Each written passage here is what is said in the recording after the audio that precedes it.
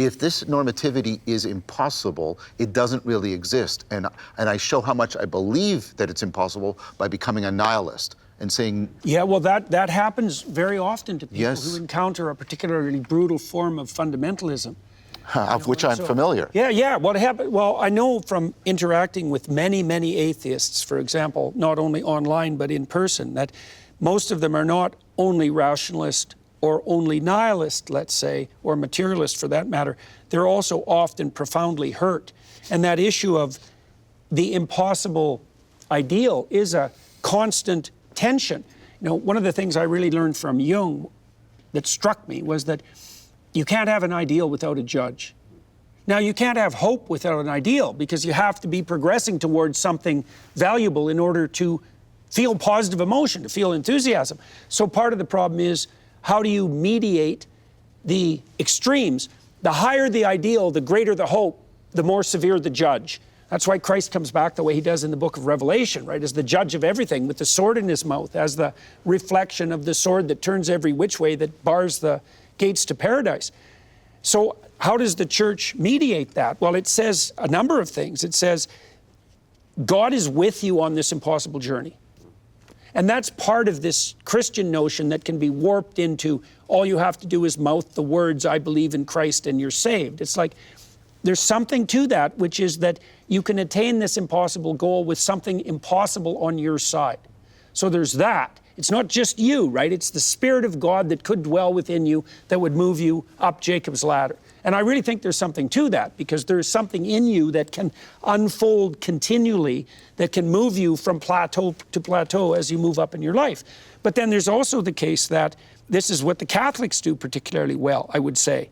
Something else that Jung pointed out that the Protestants don't have is you can go to the authorities and you can say, here's all the ways I've deviated from the ideal, and I'm going to try to do better. And the authorities say, if that's genuine, then you're washed clear of your sins. Go and don't sin again. And that's a very difficult thing for our culture to deal with. Like, I had all sorts of people in my clinical practice, my private life for that matter, who are so subsumed by their inability to attain that impossible ideal that they crush themselves with their guilt. That's where the forgiveness, the notion of divine forgiveness. Can I respond to this, please? Because this is important to me. This is really a crucial thing. I feel like there's a tension here, because the problem on that side is the Catholics who sin all week and then confess, right? Well, there's hell on both ends. Yes, and that's what I'm trying to get at. It's like, I feel that there's a terrific tension here. That's to their own detriment. Honestly, that's to their own detriment, because to be free is to be free. It's like to move in the direction of the ideal is to actually be transformed. And you know that. And so the people who do that, they're the losers. They're the ones who lose. It's not us that lose if people sin all week and go to confession. That's right. So the point I'm trying to get at is, like, you have to hold both of these. Yes. People have to be. If you just say, oh, like this, and you have this impossible ideal, and then you say, oh, but I'm finite. There's no way. And you say, oh no, but you're capable of this. But on the other side, you can't let people abuse their relationship to transcendence. That's part of that, John, is the suspension on the cross, right? That's a point of maximal tension. Well, that's, right? And that maximal tension is, in part, the bearing of those contradictory opposites and the discovery of the harmony that obtains as a consequence of hitting the center point. Well, and that's the logos. The logos is the harmony in the tension of the opposites. This goes to what you were saying about Jesus. Yes. And if you remove a transcendent ideal, let's talk about, like, the far left, right? Once you get past the sadists and the masochists, part of what governs the movement and manipulation of people who are to the side of that is overwhelming guilt. Because if you dispense with a symbological, mythological, religious, spiritual, fill in whatever version you want, mystical, unknowable notion of original sin, or notion of forgiveness of sins, or notion that you are less than, there's something that you can never attain but should strive towards, you're stuck in guilt. If you elevate nature, you're stuck in guilt. If you elevate only inclusion and diversity and endless empathy, if you elevate your privilege, there's no mechanism to get out of guilt. Yeah, but see, I'm very none for forgiveness. I'm very skeptical. You know, these forms of religion that say leave you feeling only guilty all the time, or non-religion, religion, or whatever. I'm very skeptical those are encounters with an ideal. I mean, in the sense that, at least in my own life, and the encounter with the true ideal is inherently redemptive, right? It's like an experience of real beauty calls something out of you. Experience of, and this is why I think Jesus starts with love. And he starts So you with think love a of the false sinners. ideal is only punitive and not invitation? Yes, and that's exactly what Jesus is not, right? He's starting with love of the sinners, right? But the love comes first, and it's the love that brings about confession. I mean, I'm not even sure that you can know your sins outside of a love that has already transcended them, or that you can know your... Probably couldn't admit to them. Well, yeah, but I really wonder, I mean, can you have a sense of your own ugliness, your own imperfection, outside of a real encounter of a redemptive perfect? I'm very skeptical it's a good that what's question. going on in a hatred of self-religion has anything to do with any real ideal. So that's a brilliant response, Stephen. So what is the discernment? How do you discern between the true ideal and the false? That maybe the true ideal offers you a desirable pathway forward. I mean, I think that's part of it, John, because that's like the definition of hope, right? You need two things in some sense from a clinical perspective to not be miserable. You need hope. That's incentive reward. It's positive emotion. That's the clear pathway forward. And you need enough constraint so you're not terrified, right? You don't drown in anxiety. Like the true ideal is the golden pathway forward. That's a reasonable way of thinking about it.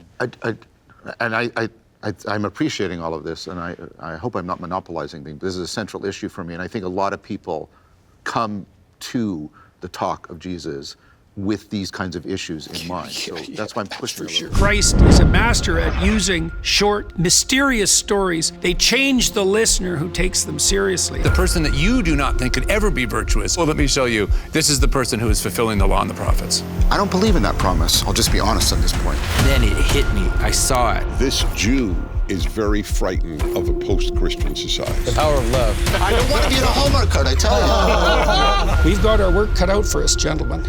I sure hope we're up to the task. There's something in here which, and I